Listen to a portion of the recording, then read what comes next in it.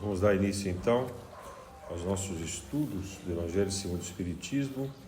O capítulo escolhido para essa semana é o 13º, não saiba a mão esquerda que faz a direita. E o tópico 11, a beneficência.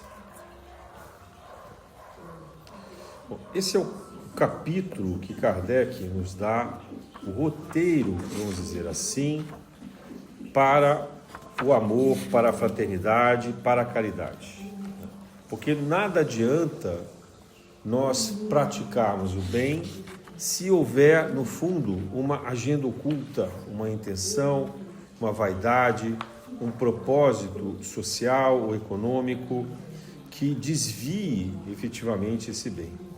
Daí a importância da gente diferenciar o conceito de filantropia e caridade.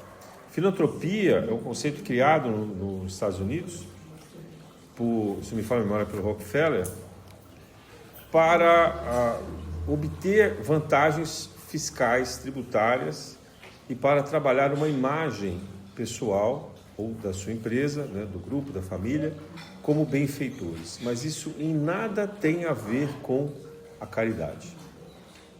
Se nós pegarmos a cultura judaica, ali a gente vai encontrar a tradição de se fazer o bem, de praticar o bem. Mas o próprio Jesus nos mostra que, aos poucos, aquilo que deveria ser um costume para modificar o coração, para sensibilizar, criar empatia e compaixão na sociedade, acabou se tornando uma obrigação que devia se fazer em público para que as pessoas admirassem o benfeitor.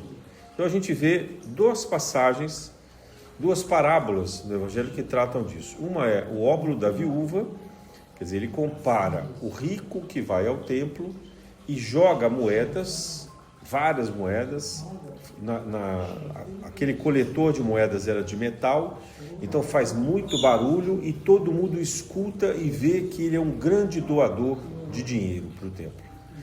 E do outro lado, você tem uma senhora viúva, lembrando que uma mulher viúva na sociedade hebraica, muitas vezes ela era abandonada, porque ela não herdava nenhum bem do marido.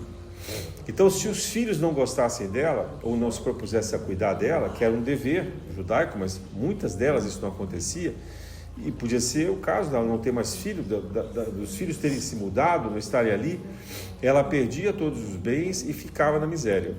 Então Jesus fala do óbolo da viúva nesse sentido, de uma viúva que não dispunha de bens, que era uma viúva miserável.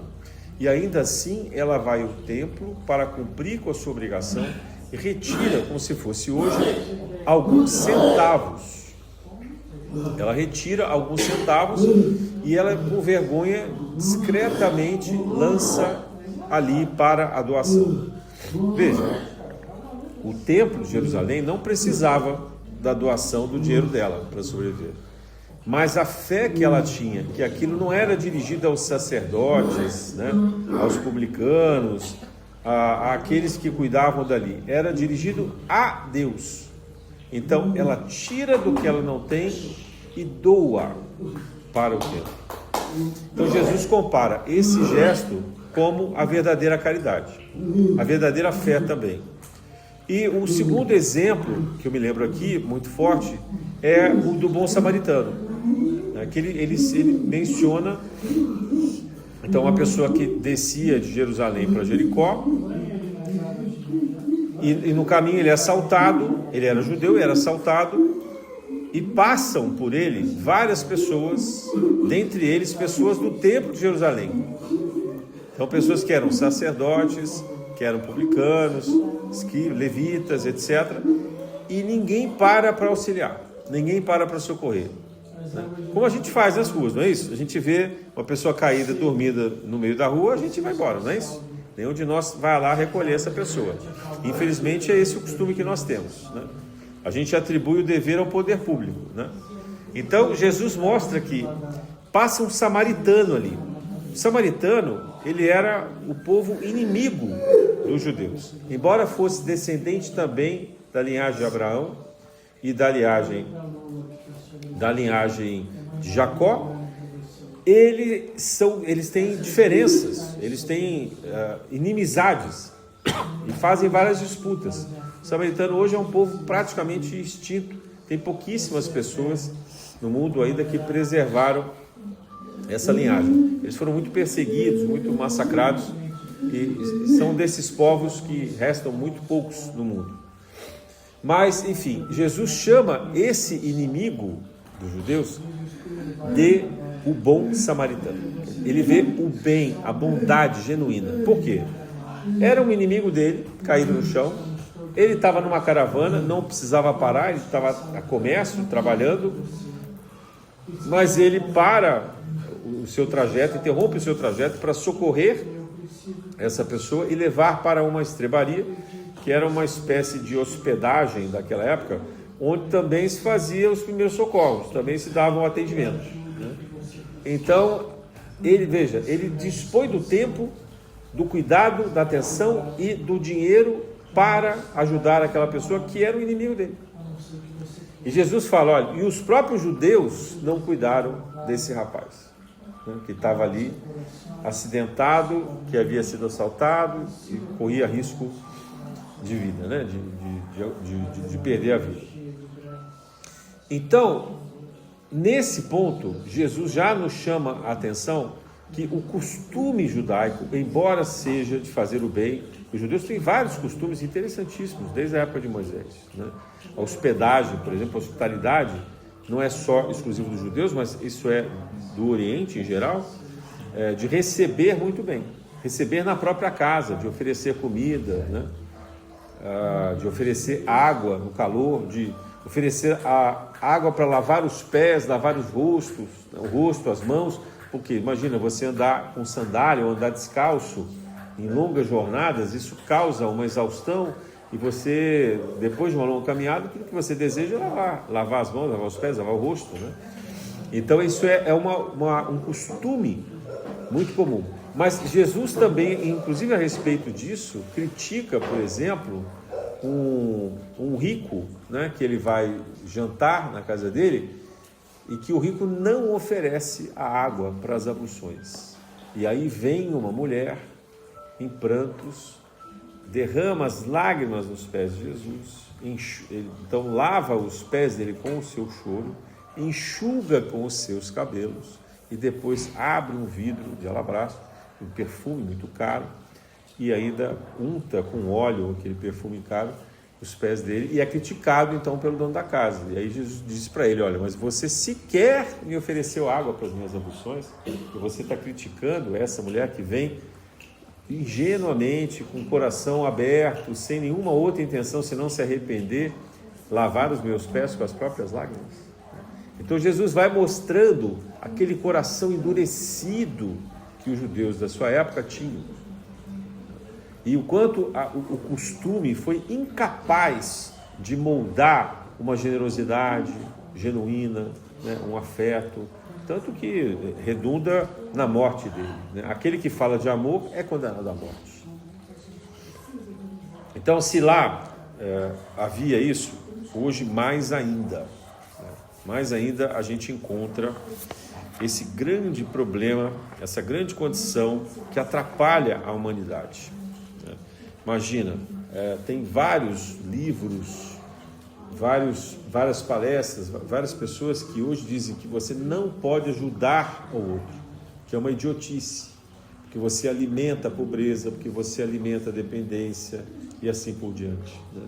Tem muitas pessoas que criticam os trabalhos das obras sociais. Um pouco antes da gente começar a reunião, estávamos aqui falando do trabalho que é feito no café, na Praia do Flamengo, e que as pessoas viram e mexem, criticam, não querem agora que dê ração, porque dizem que os animais atrapalham, sujam, enfim, tem uma série de perseguições, né? Por quê? Um coração endurecido. Mas de vez em quando vem uma outra alma muito evoluída que nos chama a atenção, né? Quem fez um trabalho magnífico sobre isso no Brasil foi o Betinho, o irmão do Enfio, né? Que com a ação da cidadania nos mostrou que quem tem fome tem pressa. Não dá para fazer discurso político, discurso social, dizer que o governo vai criar um programa. Não, quem tem fome tem pressa, tem que ser agora. né? E a pessoa que tem fome, ela tem fome, ponto. A gente pode depois discutir, depois que ela tiver matado a fome dela, discutir por que ela está ali, por que ela não tem trabalho, por que ela se acomodou naquela situação, né? Que dificuldade que ela tem de retornar à vida. Ok, mas depois de comer. Antes não dá para se falar sobre isso. E tem pessoas que têm problemas crônicos, tem pessoas que tentam sair dessa condição e não conseguem. Não tem mais família, não tem laços de amizade, não tem referências de emprego. Quantas vezes eu via lá no café pessoas que chegavam para a gente e diziam assim: olha, você tem um sapato, uma camisa? Porque eu tenho uma entrevista de emprego e não tenho roupa. Vocês já pensaram nisso, gente? A pessoa vai para uma entrevista de emprego, ela não tem sapato, ela não tem uma calça decente, ela não tem uma camisa que seja respeitável para ela poder passar na entrevista. E a gente não tem ideia do que essa pessoa está passando, então a gente acusa. Então Jesus nos chama a atenção disso, para poder fazer esse filtro, para saber entender de fato as necessidades humanas antes do julgamento, para que a gente possa adiar esse julgamento. Jesus fazia sempre a pergunta: você quer ser curado? Quer dizer, se a pessoa quiser ser, é diferente, porque ela de fato se coloca numa posição de mudar de vida. Mas quando Jesus fez a multiplicação dos pães e dos peixes, e sempre que ele estava em multidão, ele se preocupava com a alimentação, porque as pessoas que estavam ali, muitos deles eram transeuntes, eram pessoas que vinham de longe para poder ouvi-lo, né? Vinham em busca de uma salvação, vinham em busca de um Messias, vinham em busca de cura, de uma palavra de conforto. Eram pessoas miseráveis, pessoas aflitas, pessoas que passavam excluídas da sociedade, que passavam muitas necessidades. Eram leprosos à espreita, de longe, porque não podiam se aproximar do grupo. Então Jesus é muito atento a isso. Mas a gente não tem muitos exemplos do próprio Jesus distribuindo comida e alimento, porque a prioridade dele era a caridade espiritual. Então, não é que ele fosse contra, estou dando exemplo para vocês, ele era totalmente a favor da beneficência, mas ele critica o aspecto moral e espiritual quando estão deslocados da verdadeira intenção do bem, quando elas estão simplesmente no sentido de um cumprimento de um dever ou até de uma segunda intenção de querer aparecer, de angariar propósitos. Me lembrei agora de uma terceira passagem, falamos acho na semana passada, que era do próprio Lázaro, né?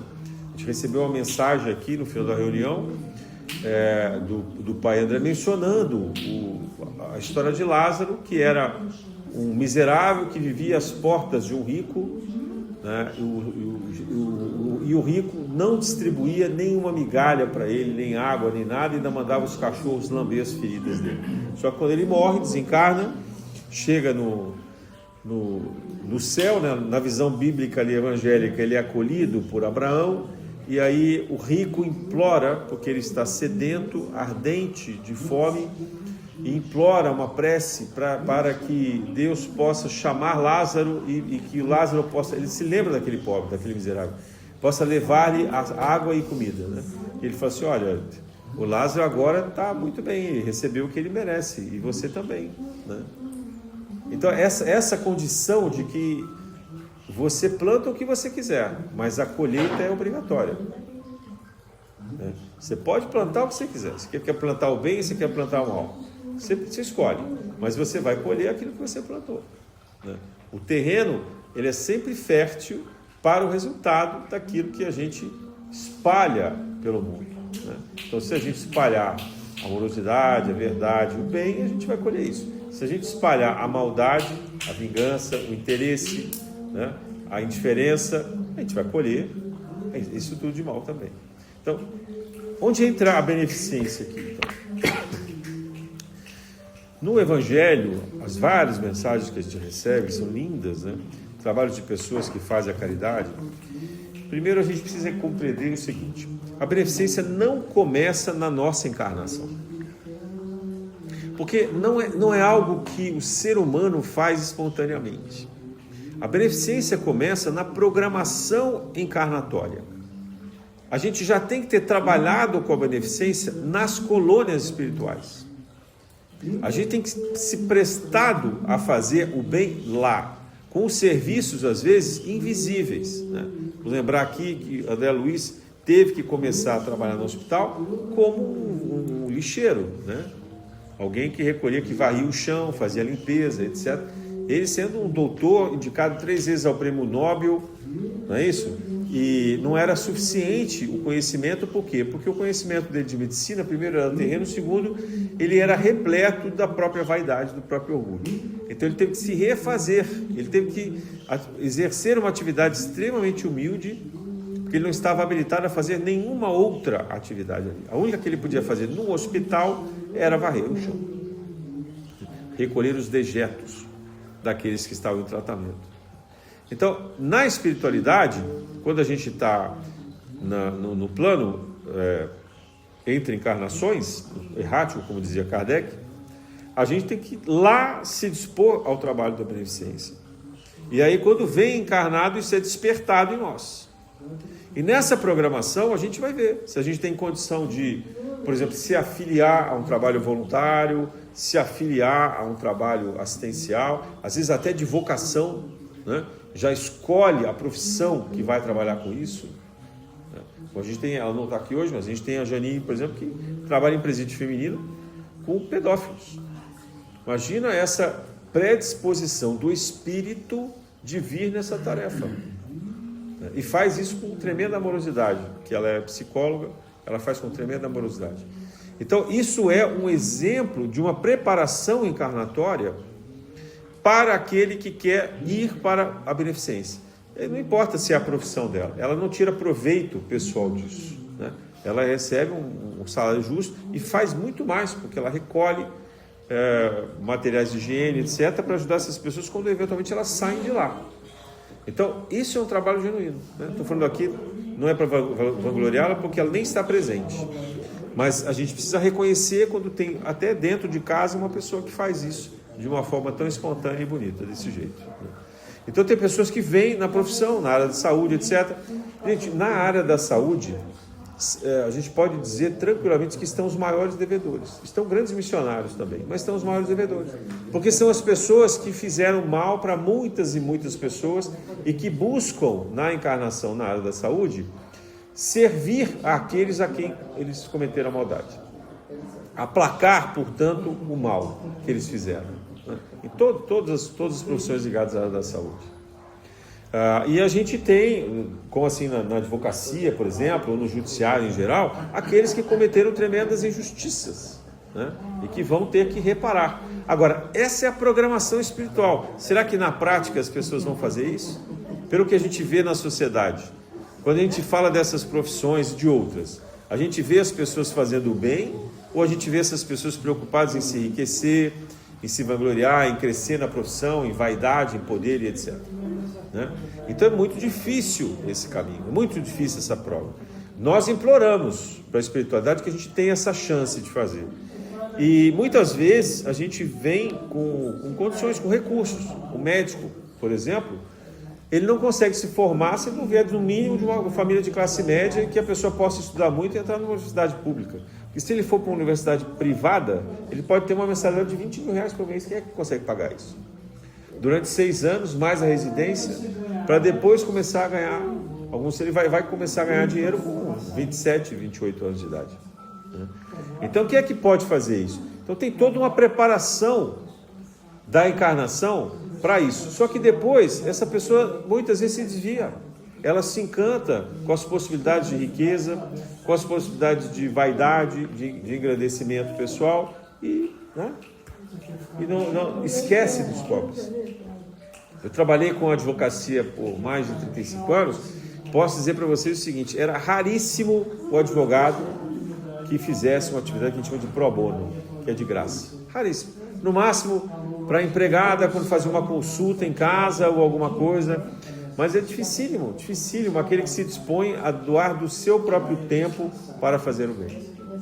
E a gente pegando as grandes bancas de advocacia do Brasil, que ganham milhões, dificilmente algum deles se propõe a fazer As exceções são essas que eu falei. Às vezes uma empregada doméstica, com algum problema específico, eles resolvem fazer uma açãozinha ali. Mas veja, não é nem a caridade, é na filantropia. Porque aí, né, busca o reconhecimento da empregada ou daquela pessoa que eles estão ajudando e certamente vão deixar isso às claras para que isso vire algum benefício, né, nessa gratidão que retorne para eles em forma de serviço, e lealdade e etc. É muito, muito complicado isso, muito, muito complicado. Mas vezes são várias as profissões em que a gente encontra, né? Hoje, inclusive, é o dia da criação dos cursos jurídicos no Brasil, onde se comemora a advocacia. Mas a advocacia é uma das provas gigantescas que nós temos. E são milhões de advogados no Brasil. Veja, o próprio Jesus cita a ideia do Paráclito, né? Quem é o Paráclito? O Consolador prometido. Quer dizer, então, a figura do advogado, como o defensor, o benfeitor, é reconhecido na espiritualidade. Mas será que essa profissão exercida hoje, da forma como a gente vê no mundo inteiro, é de um benfeitor? É de alguém que se propõe a justiça, a verdade? Então é muito difícil, né? Porque os conceitos de ética hoje são muito maculados, são muito misturados a esse jogo todo de interesses, e a gente vê muitas vantagens que essas pessoas ganham no entorno disso. Outro dia uma pessoa comentava comigo a dificuldade que tinha de fazer o inventário da família, porque o advogado pedia 30% do que tinha de renda, dos bens, 30% para o advogado, mais em torno de 8% a 12% de impostos, dependendo da configuração do lugar. Quer dizer, ia sobrar menos 60% daquilo. E em alguns casos, agora mudou a lei, mas você tinha que pagar antes o imposto. Então a pessoa não tem dinheiro, né? Ela ganha o bem, mas ela não tem dinheiro para fazer isso. Então essa configuração de sociedade não é um modelo de justiça. Não é. Só que aqueles que são muito ricos, eles se preparam antes, criam empresas, né, a gente chama de holdings patrimoniais, né, separam isso de forma que na hora que há o inventário, resta muito pouco para se fazer e eles pagam poucos impostos, ou quase nada, ou nada, e os advogados já estão ali trabalhando para eles no dia a dia, então não há nenhuma grande surpresa, não chega a ter um percentual como esse. Então, o que a gente percebe na sociedade é essa desproporção de cuidados.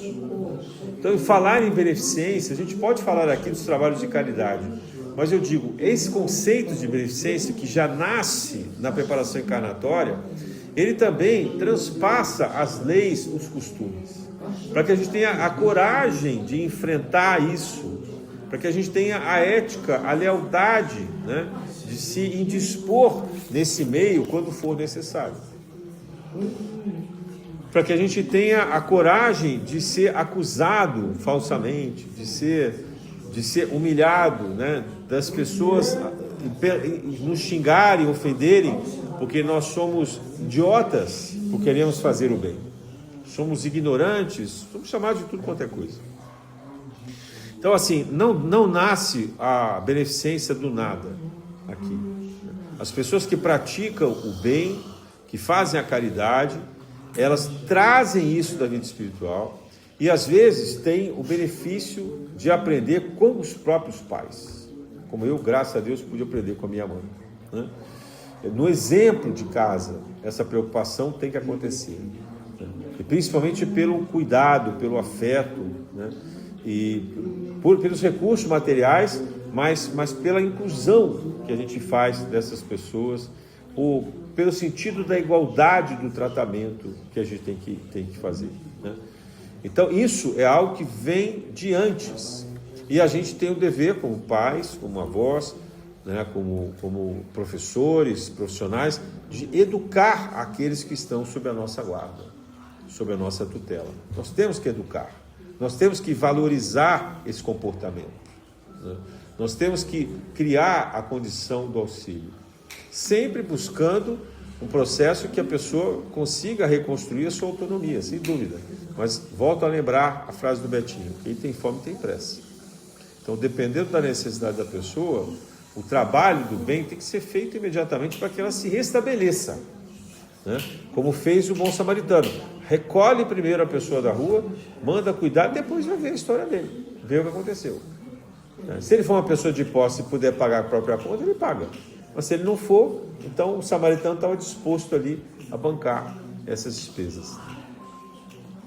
E muitas vezes também a gente vê, por exemplo, nesses jantares, nesses festejos que Jesus ia com os seus apóstolos, né, na casa dos publicanos, na casa dos comerciantes, daqueles que eram mais ricos, tentando falar para eles a boa nova, né, o que a gente percebia?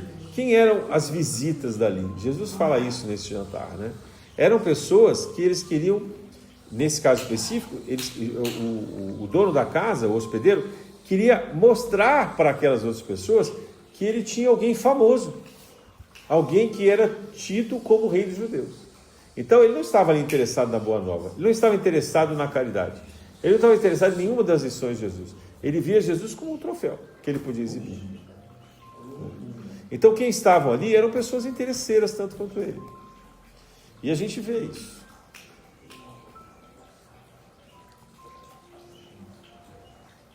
E tem uma parábola muito interessante, acho que eu nunca comentei aqui, que é a parábola do mordomo.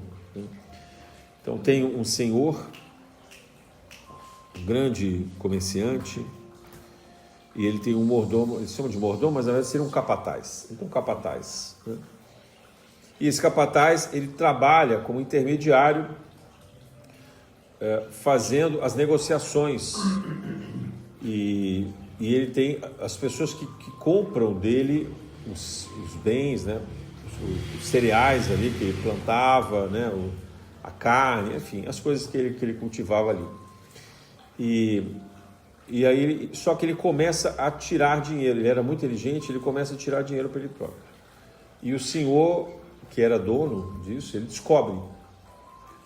Então chama ele e diz assim: olha, dá um aviso prévio, daqui a um mês você vai embora, porque eu já descobri que você está me roubando.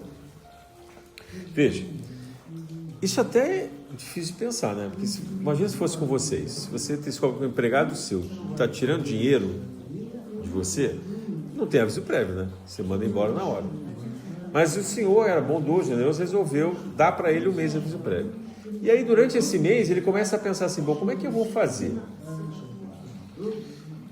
Ele chama os principais devedores e diz assim: quanto você deve? Aí ele falou assim, um cara assim: eu devo 10. Ele falou: então escreve aí 5. A partir de agora você vai dever só 5.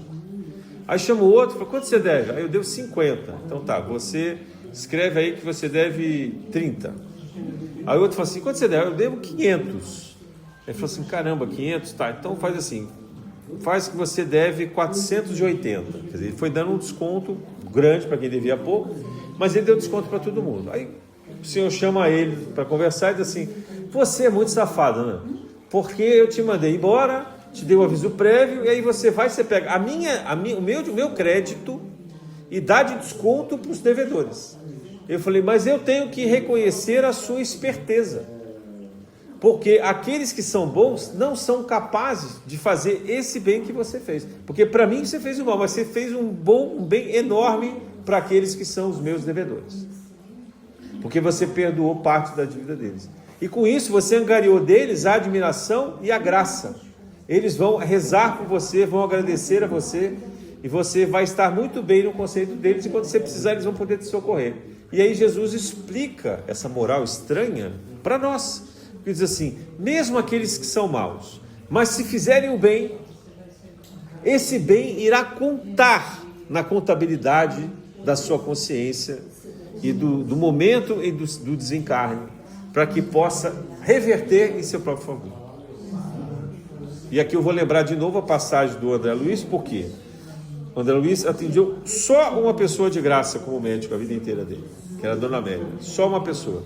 E mesmo assim, porque a secretária dele insistia, enganava ele, fazia ela ficar esperando ali, meio escondida no consultório, e aí deixava o André Luiz sem jeito, a secretária dava uma canetada nele ali e ele atendia a mulher. E foi só essa mulher que fez preces por ele quando ele desencarnou, em agradecimento. Nem a família fez prece por ele. Mas essa mulher se lembrou dele e fez peças por ele. E graças a essa mulher, ele pôde colher um benefício do atendimento. Quer dizer, claro que a mãe dele também fazia, etc. e tal, mas eles usam, ele próprio disse nesse exemplo, né? E o quanto isso faz diferença. Então, nessa parábola do bom capataz, do bom mordomo, Jesus nos explica que Deus de tudo se aproveita, inclusive na maldade. Inclusive na maldade.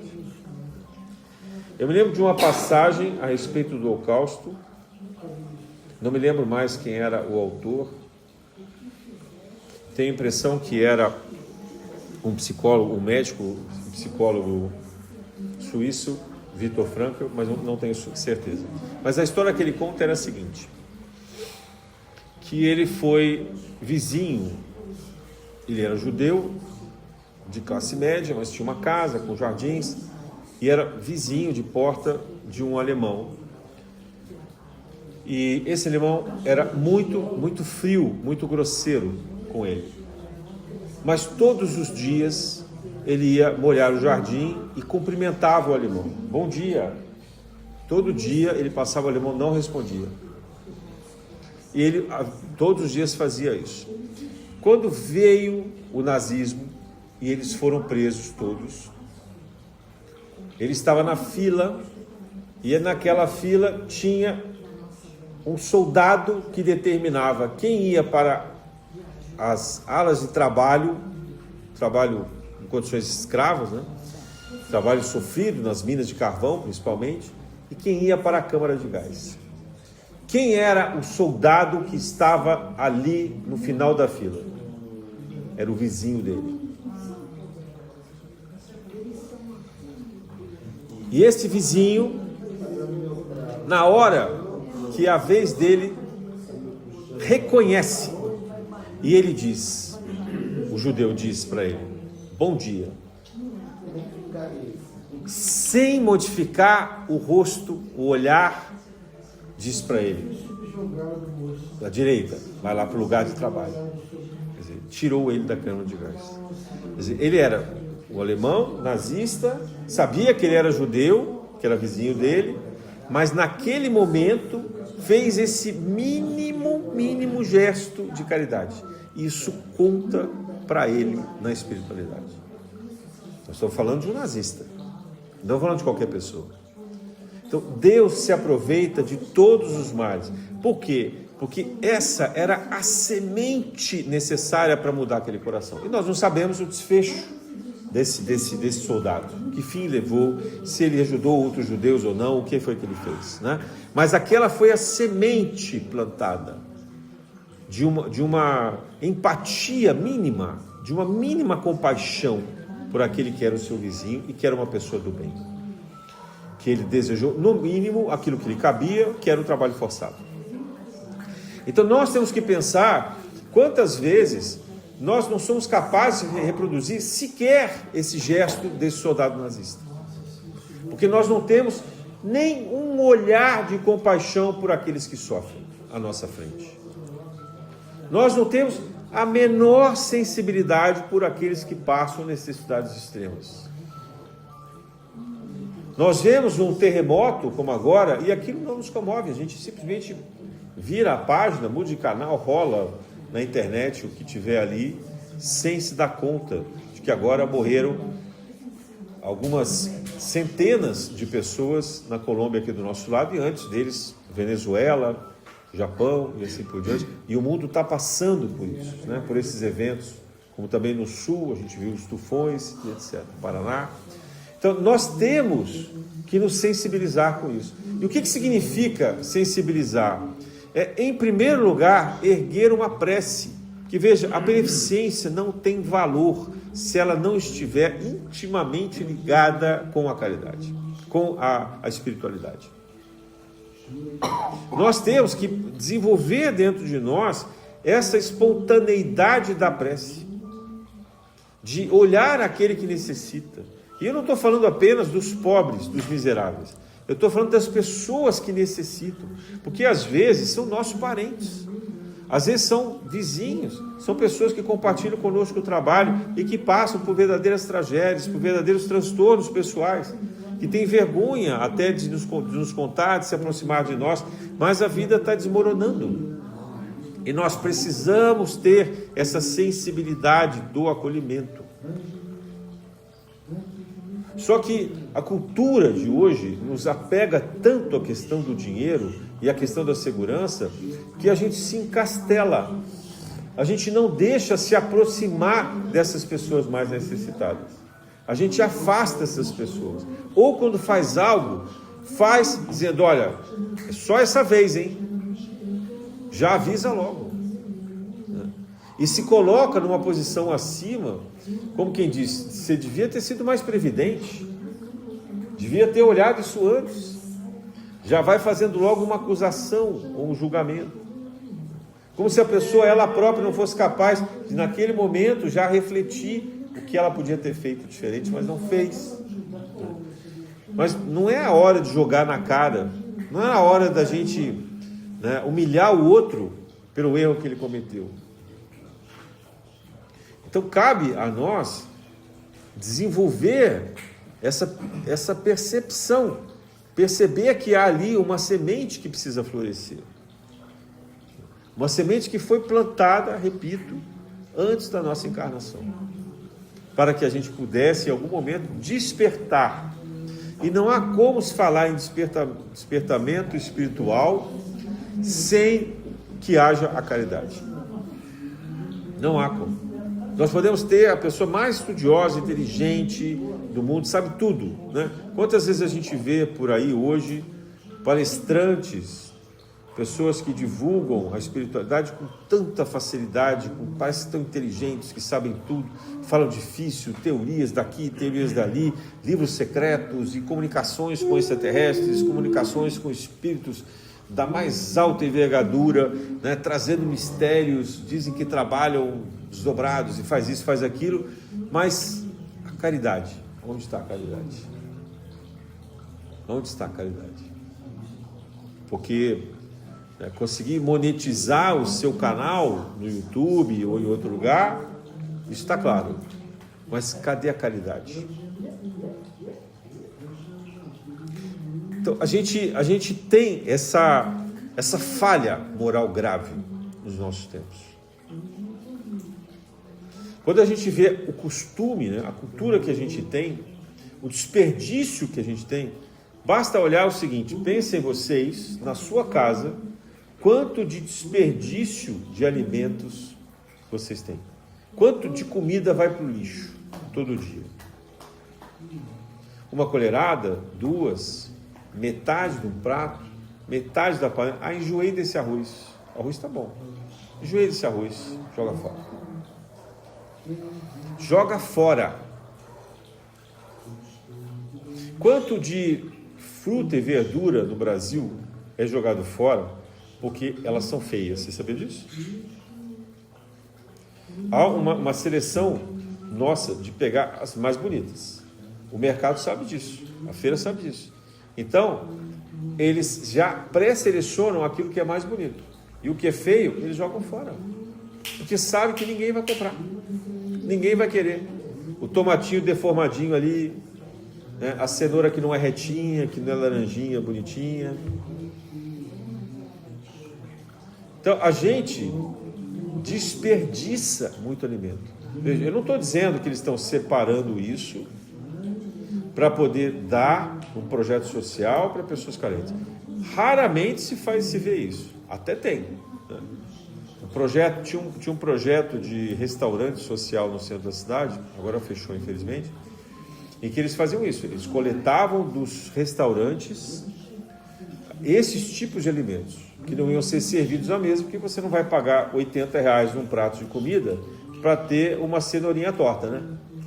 Então você vai querer ela bonitinha, coloridinha, macia, etc e tal. Então aquilo que era mais feinho, eles separavam, botavam numa caixa, e esse grupo recolhia verduras, frutas, legumes, tudo que tivesse, alimentos que tivessem próximo para vencer.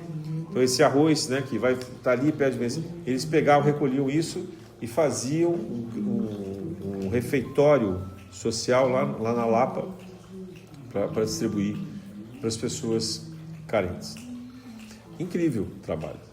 mas é muito pequeno perto da quantidade que a gente vê do desperdício. Até porque há uma lei no Brasil que proíbe que os supermercados possam doar alimentos vencidos.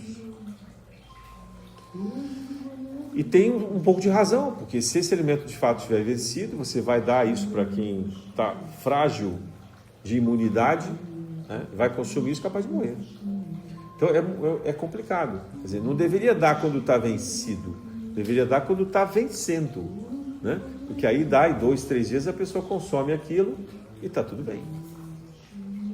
Mas para eles não querem fazer a caridade, eles querem se livrar do problema. Então, veja a mentalidade social que a gente tem. Estou falando de alimentos. Se a gente falar, e vocês vão se lembrar de algum tempo atrás, em que houve uma escassez de alimentos no Brasil, em que os jornais mostravam as pessoas comprando sebo nos açougues, porque não tinham mais carne. Então as pessoas estavam raspando o osso. Mas até isso é caro, porque eles usam esse resto de carne e sebo que estão nos ossos dos animais para fazer salsicha, para fazer embutido, para fazer sabonete, sei lá, fazer um monte de coisa, né? Então, há toda uma indústria, super aproveitamento, né, dessas coisas. Mas existe muito desperdício daquilo que já está industrializado, daquilo que já está pronto, daquilo que já está sendo comercializado, e há muito desperdício dentro de casa. A gente precisa pensar nisso, é muito sério isso, gente. Jogar comida fora. É muito grave, porque aquilo que a gente desperdiça hoje, pela lei de causa e efeito, nós corremos um sério risco de ter escassez na encarnação seguinte. Para que a gente possa aprender, se não aprende no amor, aprende na marra, né? Na dor. Então nós precisamos ter essa sensibilidade disso que acontece. Bom, além do desperdício de alimentos, tem desperdício de água. A água hoje é o recurso mais escasso que existe no planeta. Vocês sabiam que toda aquela região do Oriente Médio até a Ásia Central, eles têm água dessalinizada?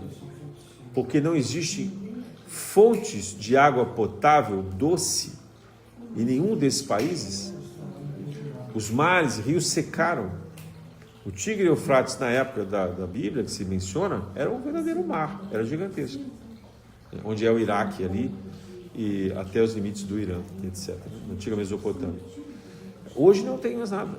São rios praticamente secos. O Aral, que era um mar gigantesco, que tinha lá em cima, na Ásia Central Norte, ali, né, perto do Mar Cáspio, era também gigantesco, já não tem mais, estão tentando recuperar agora.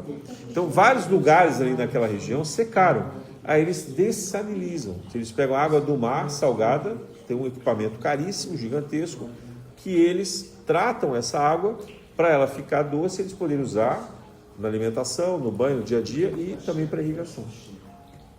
Processo caríssimo, caríssimo. E eles têm que fazer tubulações por quilômetros e quilômetros para poder chegar até as grandes cidades. E nós aqui, que temos a água doce em abundância, a gente desperdiça. Deixa a torneira aberta, né? Lava chão à vontade, carro, né? Sei lá o que mais. Toma banho de meia hora.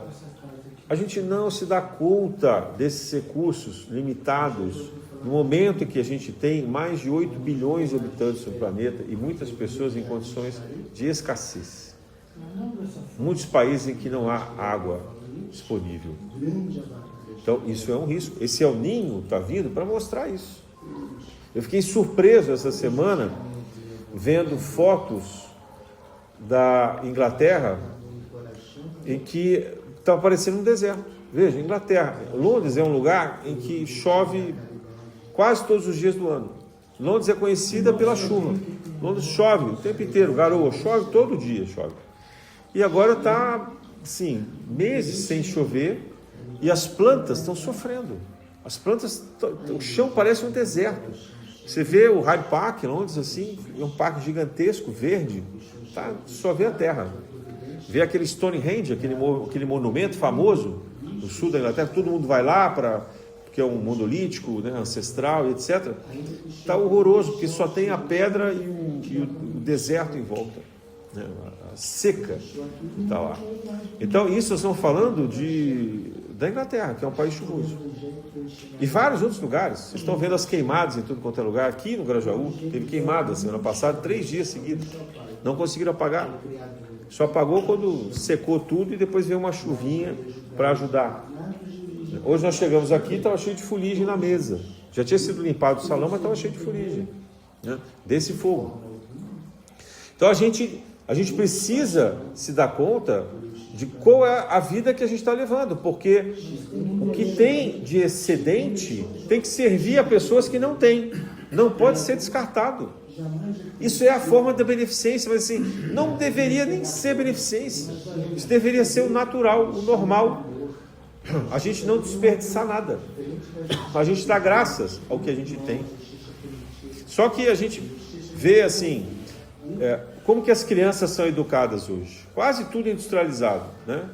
Aí a criança pega ali o iogurte, dá 2 colheradas, não gostei, joga fora.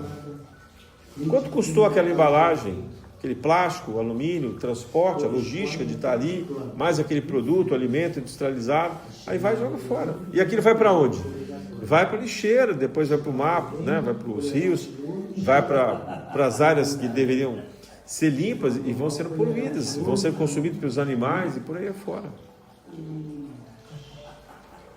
Tudo que a gente tem hoje está nesse contexto do desperdício, né? Do excesso. Às vezes é muito mais cara a embalagem que você compra de um produto do que o produto em si, né? Eu tenho certeza que, por exemplo, essas latinhas que a gente consome, refrigerante, cerveja, etc., hoje até a água tem latinha, o alumínio é muito mais caro do que o líquido que está dentro. Mas a gente acha bonito, né? E a gente consome, a gente estimula a sociedade a fazer isso. Ah, mas vai ser reciclado. Mas a que preço, a que custo de reciclar isso? De coletar e reciclar isso daí? Então, esse desperdício, eu digo assim, isso atravessa essa ideia da beneficência, sabe? Porque a pessoa que de fato é beneficente está atento a isso e procura evitar ao máximo esse tipo de coisa. Ao máximo, né? Eu sei que não dá para a gente viver na sociedade hoje sem que a gente seja cúmplice disso que está aí, né? A gente não consegue. Mas se a gente puder, por exemplo, comprar mais produtos em feira, ao invés de produtos industrializados, a gente trabalha mais com esse conceito, né? De ajudar a evitar o desperdício. E quem faz feira sabe que se você chega lá às 7 horas da manhã, o preço é um, se você chegar meio-dia é outro. Porque o próprio feirante não quer ter desperdício, ele não quer ter que levar para casa. E ele muitas vezes vai jogar fora, porque às vezes não compensa levar o pouquinho que sobrou.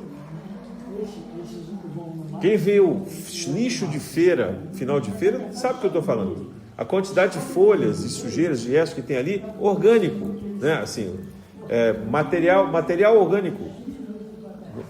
O desperdício é gigantesco, gigantesco. Então nós temos que mudar a nossa consciência para fazer com que o bem que a gente pratica, beneficência vem da palavra bem, o bem que a gente pratica esteja o tempo inteiro, em todas as atitudes que a gente faz. A gente tem que mudar os nossos hábitos que estão enraizados. A gente tem que questionar as pessoas, né? Recusar a sacola. Se você não tem um destino para essa sacola, já é ruim a gente ter que usar sacola, mas pelo menos tem um destino para ela. Porque se simplesmente for para chegar em casa, amassar e jogar na lixeira, a gente está produzindo mais e mais e mais lixo. Então, levar garrafa reutilizável, sacolas reutilizáveis, recusar esse tipo de coisa, né? Você vai num mercado hoje, numa farmácia, a pessoa te enche de propaganda, aquelas folhas que eles imprimem lá, que você não serve para nada aquilo, né? Imã de geladeira, não sei o quê. Ser capaz de recusar, dizer, olha, obrigado, não quero. Não preciso dessa embalagem, já tenho outra sacola aqui, já ponho ali. Escolher produtos por aquilo que de fato sejam menos nocivos na sociedade. E ficar atento a esse desperdício e às pessoas que precisam. Ficar atento aos eventos sociais, às catástrofes, aqueles que de fato precisam do nosso apoio. E eu não estou falando só de dinheiro, repito. principalmente de preces. Principalmente de preces. Que a gente possa levar uma prece pelas vítimas das guerras, as catástrofes mundiais de guerras que estão acontecendo hoje, gente. A gente sabe que esses espíritos foram guerreiros em outras encarnações, que eles estão lá arcando com o resultado, o efeito, estão colhendo aquilo que plantaram, mas nem por isso a gente pode não sentir compaixão pela dor que eles têm. Porque uma vez já fomos nós nesse estado, nessa condição, e alguém sentiu compaixão por nós. O que nos faz diferentes na humanidade é a capacidade de olhar o outro com essa compaixão. É a capacidade de produzir empatia, da solidariedade. Mas a gente quer liberdade, poder, dinheiro, riqueza, projeção, conforto, status. Nós temos que olhar o mundo com os olhos e com a pergunta do que eu posso fazer para melhorar isso. O que cabe a mim, o que está ao meu alcance, mudar o mundo em que eu vivo, mudar o bairro em que eu vivo, mudar a casa que eu habito, que eu compartilho com outras pessoas, mudar o meu trabalho. O que eu posso fazer? Será que eu consigo, pelo menos ao invés de ser a pessoa rabugenta, ser aquela que sorri quando encontra os outros? Ser aquela que sempre tem uma palavra amiga, que tem um ombro para consolar? Ser a pessoa que se preocupa em se organizar de uma forma simples, prática, sustentável, sem perdas, sem descartar nada que é excedente, destinando aquilo que às vezes acontece, né? Às vezes a gente enjoa, você abre lá um armário. Outro dia eu estava olhando uma camiseta, tem 20 anos essa camiseta. Eu falei, mas o que essa camiseta está fazendo no meu armário há 20 anos? E eu gosto dela, isso que é pior. Aí eu falo assim, o que eu vou fazer, né? Então você tem que às vezes escolher aquilo que você vai doar, mas, né, dá uma destinação. Dá uma destinação para ela. Nós temos que ter essa capacidade de fazer isso. E às vezes até de ter uma simplicidade na maneira de vestir. Eu estou falando isso, vocês estão ouvindo de alguém que trabalhou com terno durante mais de 40 anos. E fazer esse reaprendizado foi um processo dificílimo para mim. Não que eu gostasse de terno, mas veja, quanto você gasta, quanto vocês acham que gasta alguém que trabalha todo dia de terno? Porque não é só o terno, é a camisa, é o cinto, é o sapato, é a gravata, né? Então, e assim, isso tem um tempo de vida útil, você não vai usar o mesmo terno, então você tem que ter, sei lá, 5 ternos para você fazer. Quanto custa isso em comparação a alguém que pode trabalhar com uma camiseta, né, uma calça, uma bermuda, um tênis? Você percebe como a sociedade molda isso para que você ganhe mais, você também gaste mais? As mulheres então sofrem muito mais, porque mulher então nem tem terno, mulher tem uns terninhos, mas gastam lá com roupas, todo dia tem que ser criativo, diferente, maquiagem, cabelo, unha, né? Então assim, é muito mais ainda. Então a pessoa ganha dinheiro, mas ela gasta, ela consome nessas coisas que são bonitas. Não estou desmerecendo isso, não estou dizendo que é feio, não. Mas o quanto isso gera de prejuízo na própria sociedade. A gente criar esse distanciamento, né? Porque aí fica uma discrepância tão grande de alguém tão bem vestido com uma pessoa que está andando normal na rua. Não estou nem dizendo os mal vestidos, estou dizendo a pessoa que é normal, uma camiseta ali, andando de jeans, camiseta na rua. A discrepância é tão grande que a gente começa a pensar, faz sentido. Porque não é sobre ir a um evento, não é sobre ir a um casamento, a uma festa, uma circunstância qualquer. Não é sobre isso. Eu estou falando sobre o cotidiano. Então nós temos que pensar nisso. Quando veio a pandemia, eu comecei a fazer a conta de quanto eu gastava, eu tinha carro naquela época, quanto eu gastava de gasolina e de estacionamento. O estacionamento no centro, antes da pandemia, custava R$50 por dia. R$50 por dia. Multipliquem isso pelos números de dias úteis. Eu comecei a pensar, gente, isso é um absurdo, porque o carro parado. Então, você tem que trocar isso por transporte público. Mas eu vou chegar suado. De fato, o calor do Rio de Janeiro com terno e gravata, 40 graus, eu chegava lá, tinha que tomar banho, né? É muito ruim isso, de fato é muito ruim. Mas a gente tem que pensar, porque também não está certo esse desperdício desse dinheiro.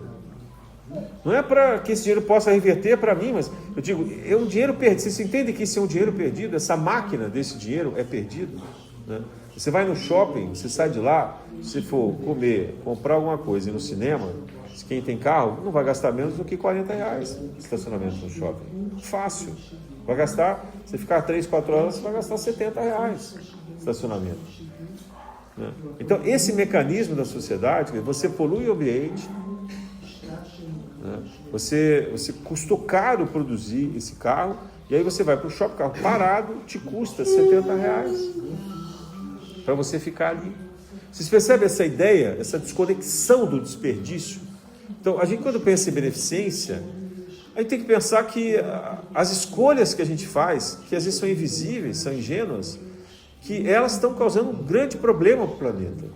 E estão causando um grande problema da discrepância para a sociedade.